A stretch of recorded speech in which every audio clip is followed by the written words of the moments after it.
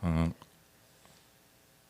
오늘 이 자리에 나오신 여러분들과 나눌 말씀은 이미 많은 분들이 알고 계시는 예수님이 붙잡히시기 전에 베다니에 있는 지방에 사는 한 사람의 집에서 제자들과 식사하는 과정에서 일어난 일들을 기록한 내용입니다.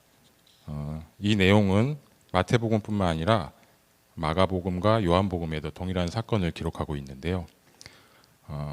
복음서마다 등장하는 사람 이름이라든가 내용들이 약간씩 틀리긴 합니다. 그런데 그런 틀린 부분이나 다른 복음서들 내용들을 비교 분석하면서 깊이 있게 해석하는 것은 많은 성서학자분들이나 또 저희 목사님께서 해주셔야 될 분야인 것 같고, 저는 일주일 전에 저에게 주신 말씀 마태복음을 가지고 떨리고 두려운 마음으로 묵상하면서 준비한 내용을 그리고 제가 느꼈던 마음을 오늘 나오신 여러분들과 함께 또 영상으로 보고 계신 분들과 함께 나누는 시간이 되기를 소망합니다.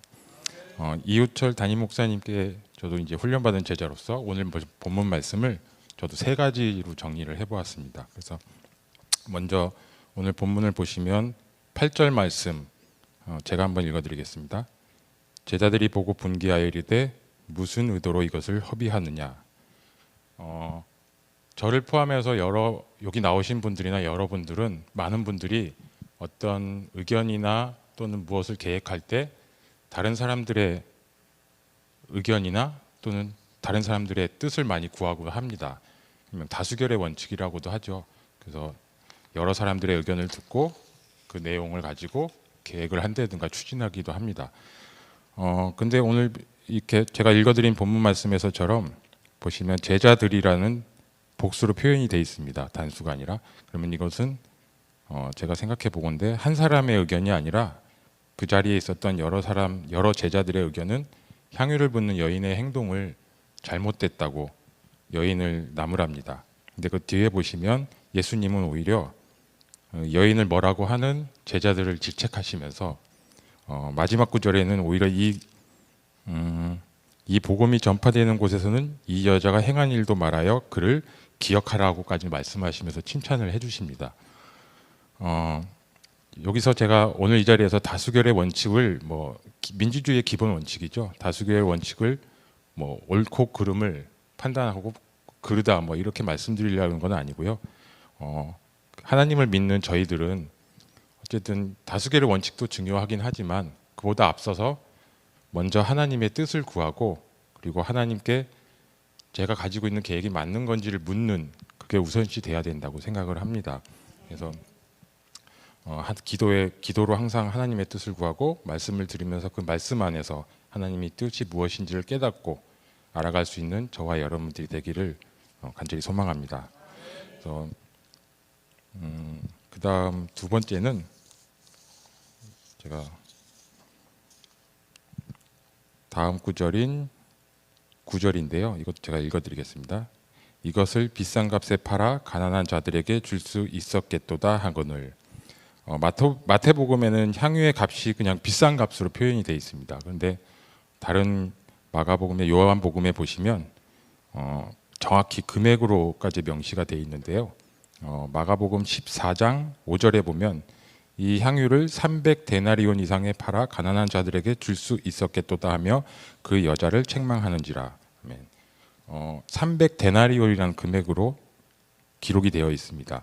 그래서 제가 데나리온이 어느 정도 금액인지를 한번 검색을 해봤는데요. 당시 이스라엘에서 한 사람의 품삯이 1데나리온이라고 합니다.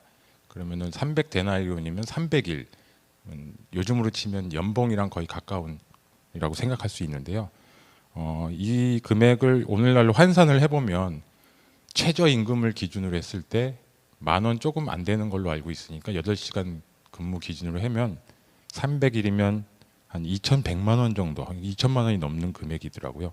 그래서 정확한 금액이라고 말씀드릴 수 없지만 그 당시 품삯이 얼마인지는 저희가 알 수가 없으니까 근데 한 최소한 몇십만 원, 몇백만 원 가치보다 더 큰 향유의 가치가 라고 말씀드릴 수 있을 것 같습니다. 그리고 또 이 당시에 이스라엘 풍습을 보면 여인이 이제 태어나서 시집가기 전까지 평생 모아서 준비하는 게 향유라고 합니다. 그래서 이 향유는 그 여인이 이제 시집 가서 딱 2번 사용되어진다고 하는데요.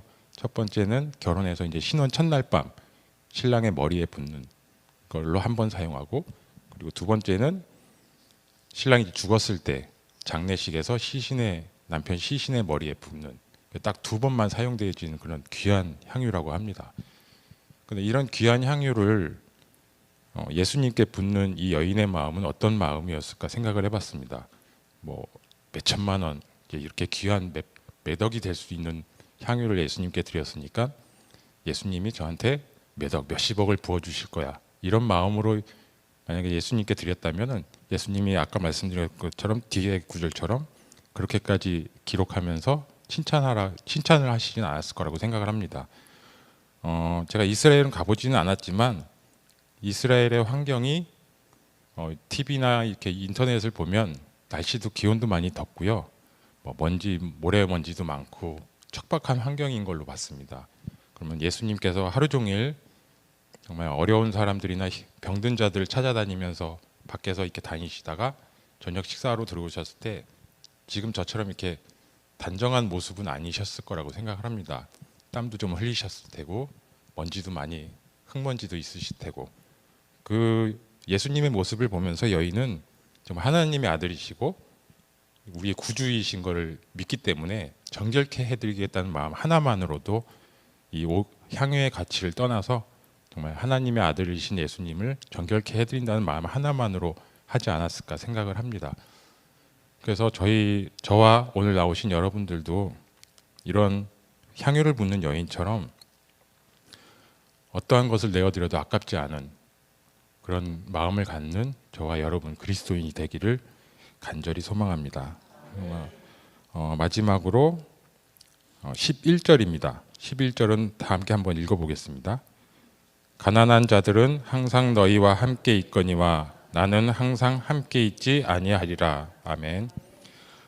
저는 이 구절을 묵상하면서 한 가지 의문이 들었습니다.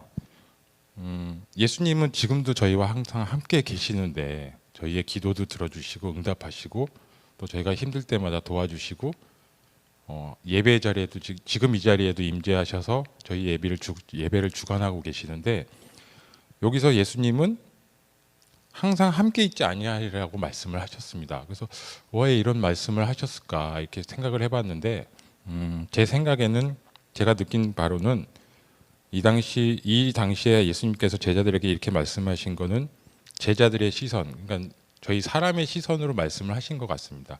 그러니까 저희는 앞에 보이지 않으면 없는 거라고 생각을 하잖아요. 멀리 떨어져 있으면 옆에 없는 거고, 그런 시선으로 말씀을 하시면서 중요하게 말씀하시고 싶었던, 강조하고 싶으셨던 말씀은 앞구절인 그 가난한 자들은 항상 너희와 함께 있다, 이 부분을 강조하시기 위해서 저희의 시선으로 말씀을 하신 게 아닌가 생각을 해봤습니다. 그래서 이 당시에도 물론 가난하고 병든 자들이 많이 있었지만 2000년이 지난 지금도 여전히 저희 주변에는 힘들고 어려워하는 이웃들이 너무나 많이 있습니다. 그런 이웃들을 오늘 예수님이 말씀하신 것처럼 항상 저희와 함께 있는 이런 어려운 사람들을 돌아보고 주변에 있는지 없는지 한번 찾아보고 그들을 위해서 봉사하고 도와주고, 또 하나님을 믿지 않는다 그러면 그들을 정말 주님의 품에 올 수 있게끔 전도해서 구원의 영생을 얻을 수 있도록 해야 되는 것이 저희의 소명이 아닌가 생각을 합니다. 그래서